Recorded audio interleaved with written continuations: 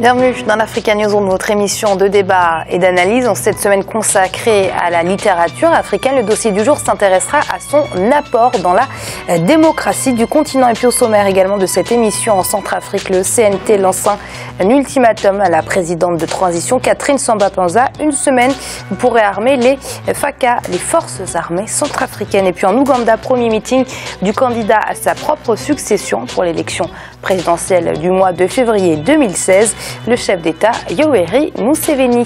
Elles sont avec nous autour de ce plateau pour en parler, nos éditorialistes Joël Montlouis. Joël, bienvenue. Bonsoir à tous nos téléspectateurs. Malik Hacher, Malik, merci d'être avec nous.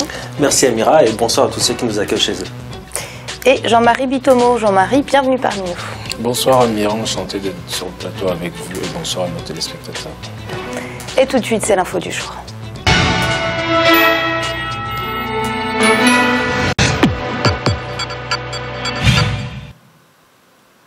En Centrafrique, la tension monte à l'approche des élections. Face à la flambée de violence, le Conseil national de transition a réagi dans une déclaration rendue publique ce mardi. Les parlementaires ont lancé un ultimatum au gouvernement, une semaine pour réarmer les FACA, les forces armées centrafricaines. Arwa Barkala. Tension et confusion à Bangui, capitale centrafricaine. À l'approche de l'élection présidentielle au calendrier incertain, des violences ont éclaté au sein de la capitale. Face à cette situation et pour renforcer la sécurité du pays, le Conseil national de transition a lancé un ultimatum d'une semaine au gouvernement afin de réarmer les FACA, les forces armées centrafricaines. C'est le gouvernement qui a la responsabilité de la vie de la population, la responsabilité de la paix, de la sécurité. Vous savez que la sécurité, c'est tout de même la principale mission du gouvernement actuel. Mais il y a aussi la part de la communauté internationale. Puisque ce n'est pas un régime normal, la communauté internationale et, disons, la République africaine est sous la tutelle de la communauté internationale. Donc, il y a à la fois la responsabilité du gouvernement et la responsabilité de la communauté internationale. La communauté internationale, qui a déjà été interpellée par plusieurs acteurs de la vie politique centrafricaine, semble impuissante face au regain de violence au sein de la capitale. De son côté, la présidente de la transition, Catherine Samba-Panza, critique la MINUSCA pour son manque de coordination et d'efficacité dans sa mission. Vous savez, le CNT exprime l'opinion de la population, selon laquelle les forces internationales ne la protègent pas suffisamment ou presque pas.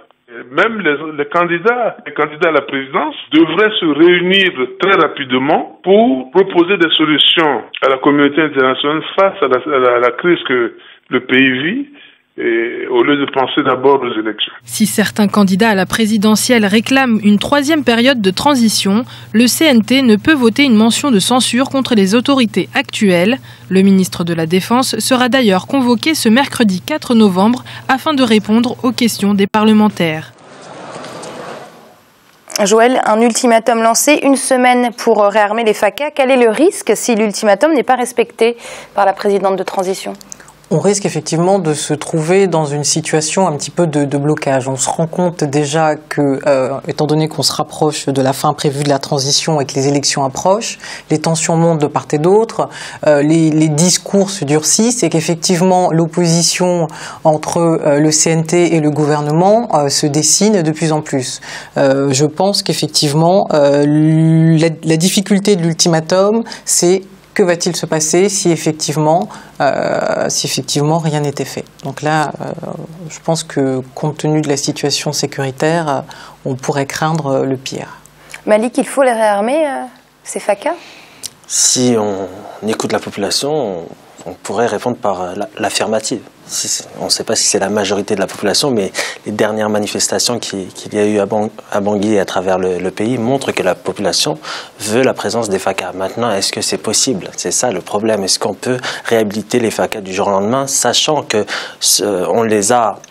on a justement destituer un peu ses forces armées pour des problèmes ethniques, pour des problèmes des problèmes politiques. Le problème, c'est pour le Burkina Faso, c'est de mettre en œuvre la Centrafrique, merci, de réellement mettre en place une armée républicaine. C'est ça le problème. Est-ce en ne remettant pas les FACA en Centrafrique, en leur donnant plus de responsabilités, est-ce qu'on ne va pas retomber dans un piège comme ça s'est produit par le passé? Est-ce que les FACA, ces membres, ne sont pas encore, pour certains, partisans d'un ancien régime? Là est le problème politique qu'il faut poser.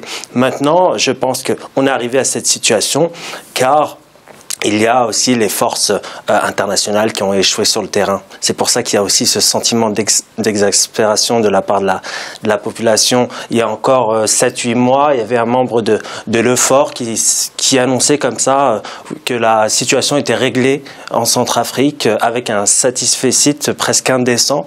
Et voilà, donc l'enjeu actuellement, c'est comment réorganiser cette force internationale sur le terrain pour l'instant, assurer la sécurité en Centrafrique. Comment vous expliquez justement ces défaites? Sangaris, le fort, la MINUSMA, avec toute cette présence militaire internationale, les milices ne sont toujours pas désarmées. C'est parce que ces milices sont difficilement contrôlables. Nous n'avons pas de volonté politique, ni à l'intérieur, ni à l'extérieur du pays, je dirais, des personnalités qui pourraient avoir une certaine influence sur les groupes qui ne jouent pas aussi le jeu. Il y a eu plusieurs rencontres à l'extérieur pour essayer d'apaiser les choses, mais ça n'a pas donné les fruits escomptés, les résultats escomptés.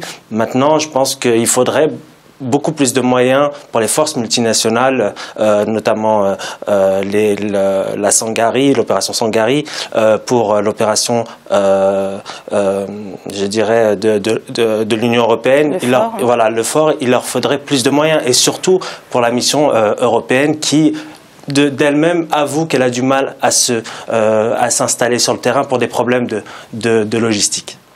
Jean-Marie, c'est délicat. Faut-il réarmer ou pas ces FACA? Est-ce qu'il y a un risque? Je pense que pour moi, le risque, il est minime, tout simplement. Pourquoi? Parce que quand on regarde, c'est-à-dire les efforts qui sont faits par la force internationale, quels sont les résultats sur le terrain?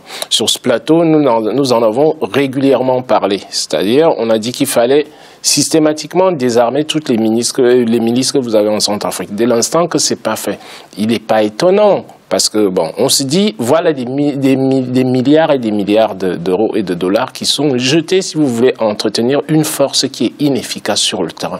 Ça a été constaté par tous les acteurs internationaux. Et ils en sont conscients.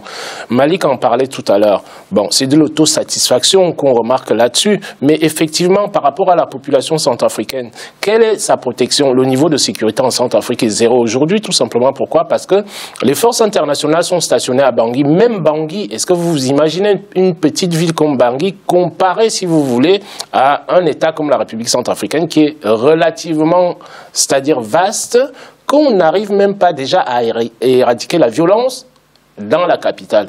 Et qu'en serait-il des élections? Bon, on est en train de pousser, comment dirais-je, le peuple centrafricain à aller voter, mais où est la sécurité là-dedans?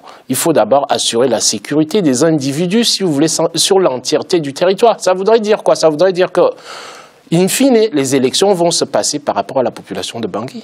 Ce n'est pas l'entièreté, si vous voulez, de la population centrafricaine qui voterait éventuellement. Et moi, je n'arrive pas à comprendre l'empressement. Il faut d'abord sécuriser l'ensemble du territoire centrafricain avant d'aller aux urnes. Pour moi, ça semble un impératif, si vous voulez, amiral, dans la mesure où vous ne pouvez pas faire des élections, de mon point de vue, dans un climat comme celui-là. Yoweri Museveni, le président de l'Ouganda, à nouveau candidat à sa propre succession. Il représente pour une 4e fois son parti, à savoir le mouvement de la résistance nationale. Une décision qu'il a décidé de célébrer en s'en ferant un meeting à Kampala, la capitale ougandaise. C'était ce 1er novembre 2015. Alioune Guindou et Linda Zibi. Le président ougandais Yoweri Museveni, candidat à sa propre succession à l'élection présidentielle du 16 février 2016, le chef de l'État se lance ainsi pour la 4e fois dans la course à la magistrature suprême de son pays. Après validation de sa candidature par la Commission nationale électorale, le président sortant a marqué le coup d'envoi de sa campagne électorale avec un meeting à Kampala, capitale ougandaise, en compagnie de milliers de sympathisants. On the same day like today,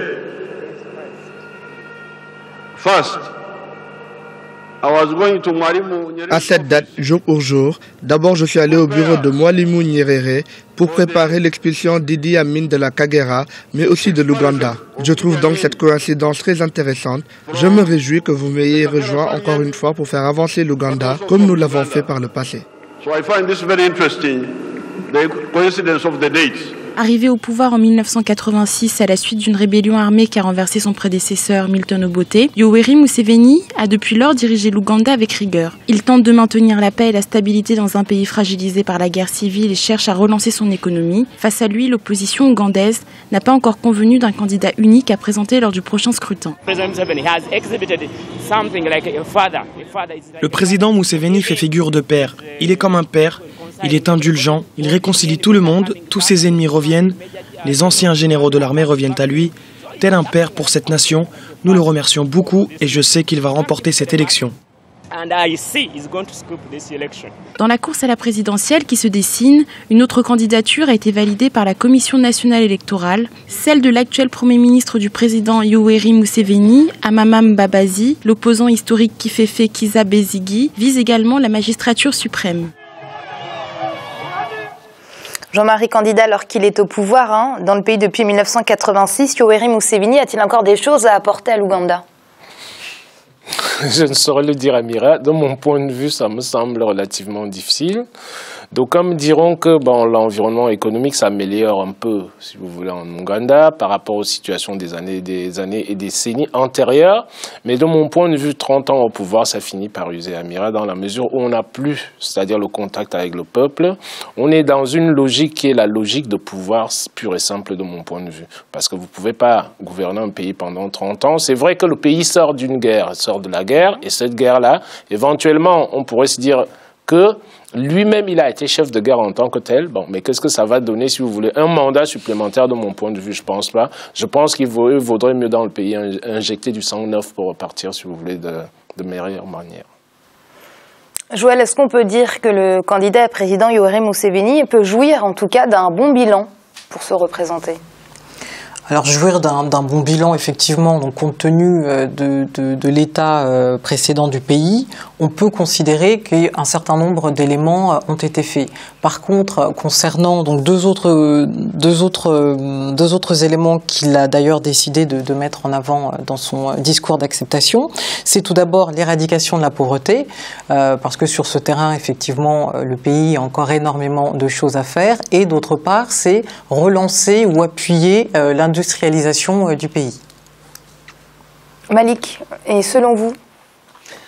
Moi, je partage un peu l'avis de Jean-Marie sur ce pouvoir fort quand même qui pourrait laisser place à un peu plus de jeunesse. Bon, maintenant, je pense qu'il y a un syndrome qui est très courant dans les pays africains, c'est on a peur de l'avenir, on a la stabilité parce qu'on a connu des heures plus sombres auparavant. Donc, il y a aussi ce facteur qu'il faut prendre en compte. Ça existe dans beaucoup de pays, une population qui a peur un peu de l'avenir et qui se dit, bon, vaut mieux aller dans la continuité, même si c'est pas la meilleure des continuités. Vaut mieux, entre guillemets, choisir le moins pire, entre guillemets, la situation la moins dangereuse. Donc, c'est pas étonnant. Maintenant, effectivement, sur le plan économique, Joël l'a dit, il joue de bons résultats. Il a eu de bons résultats. Maintenant, il y a encore des problèmes de différence entre les régions, et notamment la région du Nord, de l'Ouganda, la région de l'Est, qui a été très marquée justement par les conflits dans ce pays-là. Donc, il y a tout un... En termes de liberté également, il a beaucoup été critiqué. Bien évidemment, en termes de liberté, ce n'est pas, on le sait, quelqu'un qui porte le plus souvent les valeurs de liberté individuelle et de démocratie dans son pays et à l'extérieur. Donc oui, bien évidemment, il y a beaucoup de critiques autour de son action politique. Est-ce que maintenant, ces résultats économiques justifient sa poigne un peu de fer? Je ne pense pas. Je pense que maintenant, il faudrait laisser une nouvelle génération aller aux responsabilités. Parce que dans les pays africains, il y a une véritable jeunesse qui souhaiterait prendre des responsabilités et améliorer le contexte social et économique. Et c'est l'heure de marquer une courte pause. On se retrouve très vite pour la suite de l'Africa News. On va tout de suite.